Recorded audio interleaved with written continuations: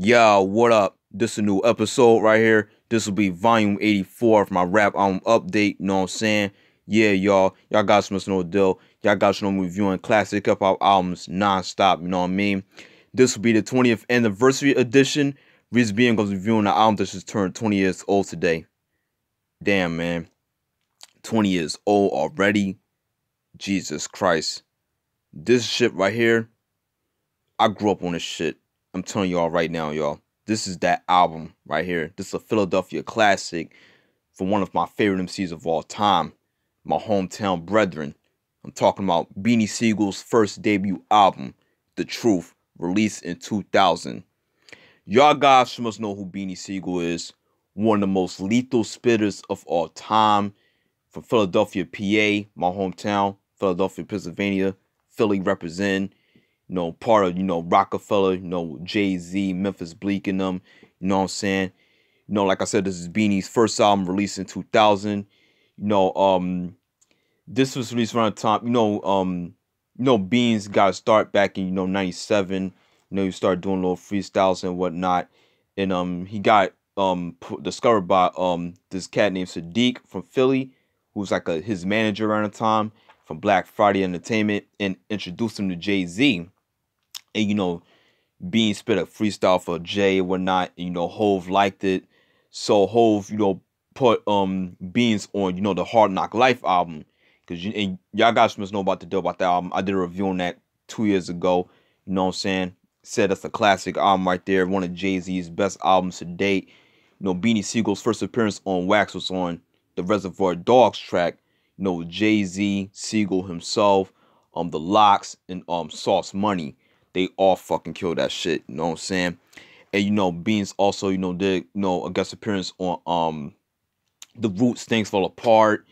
And that really got him some attention, you know what I'm saying? And he was on the Hard Knock Life tour. So a lot of people thought what Beans could do with a solo album, like can Beans hold his own, because with Bleak, they were coming of age. So let's see what Beans got to do by himself, like what he got to prove. You know what I'm saying? Since he's on his own. So he just pretty much came out with this album right here. The Truth. You know what I'm saying? Like, this album right here is just raw, violent, in your face. Just so gangster. But what I like about that, he gives you the other side of the game, pretty much. Like, he really goes in depth. Like, he really goes in. You know what I'm saying? I kind of feel like Beans doesn't really get the props they deserve. Because I feel like the shit that he be spitting on this album, man, like, you can relate, even though you might not be some street shit. If you know some family or friends who are involved with street shit, man, you can relate. You know what I'm saying? And yeah, man, this is definitely one of the Rockefeller's best albums, man. I fucking love this album to death. Definitely one of my favorites. Definitely one of his best albums. Very underrated. You know what I'm saying? Led the charge for Philly hip hop. You know what I'm saying? Because Philly hip hop was known for Will Smith, Corrupt. Even though he's from Cali, well, representing Cali and shit like that. The Roots, Schoolie D, Eve, list goes on and on and on. Beanie Sigel was next in line, to, hold it down for Philly, you know what I'm saying? And, the whole state property and whatnot. So, he came out with this album in 2000. It was critically acclaimed when it first came out, due to his, raw lyricism and, fire production, you know what I'm saying? So yeah, the singles as I was known for The Truth and Remember Them Days with Eve, alright? And Anything with Jay-Z, although that was originally supposed to be on volume 3, but never made the album for some obvious reason. So yeah. The producers on this album are Jay-Z, Dame Dash, and Biggs. They were like the executive producers on the album. Kanye West and Just Blaze. Believe it or not, this album actually introduced Kanye West and Just Blaze to the world. You know what I'm saying? Because they did some production on this album. Rock Wilder, dope producer. Buck Wild from DITC. J5, Bank, shout out to him. Sam Snead from Death Row. T-Mix, produced some shit for 8 Ball MJG. Lofi, Prestige, Big Demi, Shim, and P-Scam. The guest appearances on this album are Jay-Z, Memphis Bleak, Scarface, Eve, and Emil. Okay, those are guest appearances on the album. This album has 14 tracks, so let's get to it, shall we? Track number 1, The Truth. fucking classic right here. Great way to start the album. Definitely one of my favorites of all time. This is early Kanye West. This is when he was hungry. You know what I mean? Definitely one of Kanye West's best beats, in my opinion. Beans just fucking go in on this shit right here. Like, he just kill it. Letting you know he's the truth and you cannot fuck with him. You know what I mean? Like, he's that nigga. You know what I mean? And the video is very dope too. You know what I mean? That's that late 90s, early 2000s shit. You know what I mean? Yeah, classic. I can go on and on. It just pretty much set the tone of this album of what you're about to expect when you hear this shit. You know what I'm saying? Track number 2, Who Want What, featuring Memphis Bleak. Another fire track that was produced by Just Blaze. You know, Bleak and Beanie just going back and forth. The chemistry between them and Jay-Z was so legendary. You know what I'm saying? Like, I fucking love them niggas. You know what I'm saying?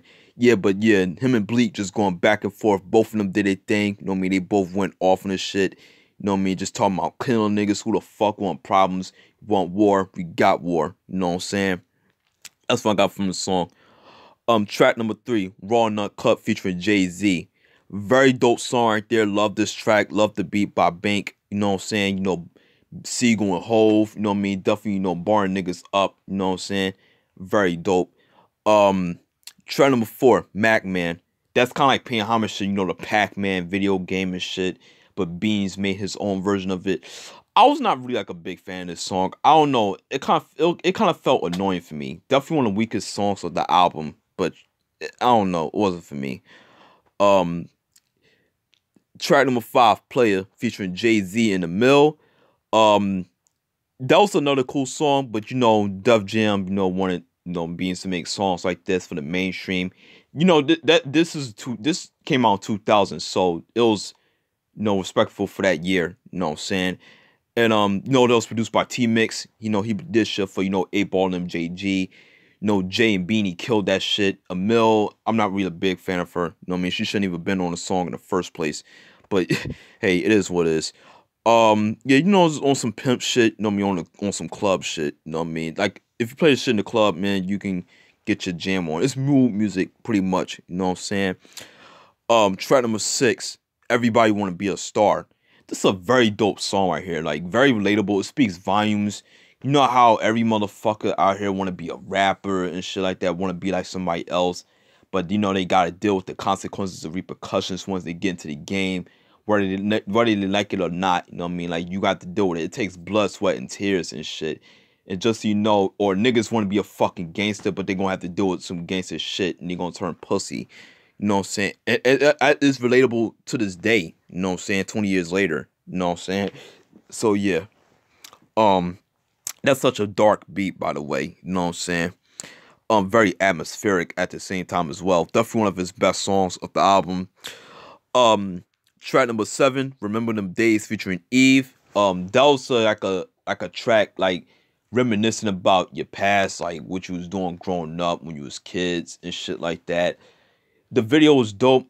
It's not one of my favorites. It was a cool track, you know what I mean? You know, Eve doing the chorus and shit, you know what I'm saying? Track number 8, Stop Chill. One of my favorite songs of this album right here. That was produced by Rockwilder. You know, Beans just going in. Just telling niggas, like, stop doing the bullshit that you're doing. You know what I mean? Like, you just doing some punk shit. You know what I mean? Pretty much. That's what I got from that track. Track number 9, Mac and Brad, featuring Scarface. Oh my fucking God.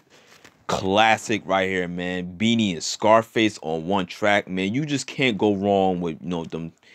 Like, and I've read something, they were supposed to come out with an album around that time too, but it never came out. If they did, it would have been crazy. You know, them two just going back and forth, you know, just on some violent, hardcore gangster shit. That's what I like about this track right here, you know what I mean? Like, just unapologetic, being just talking about a Glock reload, cock and spray, hit you niggas from a block away. Oh my God, this is Sigel in his prime, yo. Like, he was a fucking monster back then, if you would have left the street shit alone. But, you know, it is what it is. You know, Scarface did his thing. You know what I mean? Just around the time Scarface was taking a break. You know, he's about to get come back with The Last of a Dying Breed, which came out the same year in 2000, which was another dope album. I will be doing reviewing that later on this year, so stay tuned for that. You know what I'm saying? Very dope beat, by the way. You know, Mac and Brad, fire. You know what I'm saying? Track number 10, probably like my favorite track off this whole album. What a Thug About. Oh yes, that was produced by Buck Wild for DITC. Like, this track right here is my shit. I mean, definitely one of my favorite Beanie Sigel tracks of all time.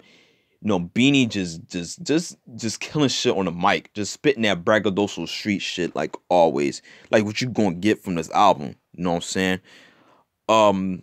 Track number 10, 11, excuse me. What's Your Life Like?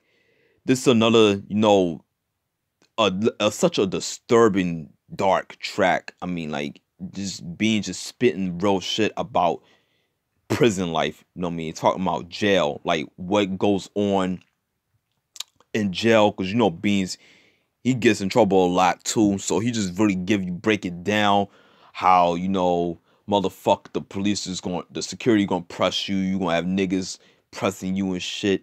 How you gotta, you know, take a shit and, you know, wash up with the toilet and shit, like eating the food that they serve you in there. You know, a lot of stuff goes down in jail. You know what I'm saying? So you gotta hear the song for yourself. All you fake ass gangsters that think y'all about that life, y'all need to listen to this song and this whole album. You know what I'm saying? Track number 12, Ride for My. Another fire track that was produced by Bank. You know, just being talking about what would you rather do for your nigga. You know what I mean? Whether you ride for him or you gonna die for him or you just not gonna fuck with him. That's what I got from that track. You know what I'm saying? Or just representing pretty much. You know what I'm saying? Track number 13, Die. Another disturbing track right here. You know what I mean? Just talking about what he would do. He would die and shit like that. Just crazy shit. And the last track, track number 14, Beans just went off on that shit. Aggressive. Went 0 to 100 real quick. And the last track, track number 14, Anything. That was like a Jay-Z solo track. That was supposed to be on the Volume 3 Life and Times album, which I did a review on last year. I don't know why they didn't make that album, but it's kind of like reminiscent of Hard Knock Life in a way, but it didn't really do too well. But this is a very dope song. Definitely one of Ho's most slept on tracks in my opinion. So yeah. Okay, the video is dope as well too. You know what I'm saying? So yeah, that was Anything. Okay. By far, this is a classic album right here, y'all. Like, this is Beanie Sigel in his rawest form. This album's so grim, it's violent, it's dark, cinematic. I mean, just all around amazing album. So underrated. Like, I just love how, you know, aggressive Beans is, but like I said, he gives you the other side of the game. Kind of like reminiscent of like an Ice Cube or some shit. Like that angry early Ice Cube, like America's Most Wanted through Lethal Injection Ice Cube. You get that with this album, but with a more East Coast twist to it. You know what I'm saying? And yeah, man, like this album has solid production. You know what I'm saying? Like definitely one of my favorites from 2000. You know what I'm saying? Like Beans was just killing shit. You know what I mean? He just had letting everybody know that he could hold his own with or without, you know, Jay and Bleak and shit like that. And he definitely proved people wrong. He definitely did his thing on this shit right here. You know what I'm saying? Like, this is a classic. This is the album for the real niggas, the real street niggas. Or if you're a fan of, you know, Rockefeller and, you know, Beanie Sigel and State Property, Jay-Z, Memphis Bleak, early 2000s hip-hop, that Philly shit, then this is the album for you. You know what I'm saying? So, yeah. This is Beanie Sigel, The Truth, released in 2000. Must cop, definitely a classic. That was it for Volume 84 of my rap update. Hope you enjoyed. Salute.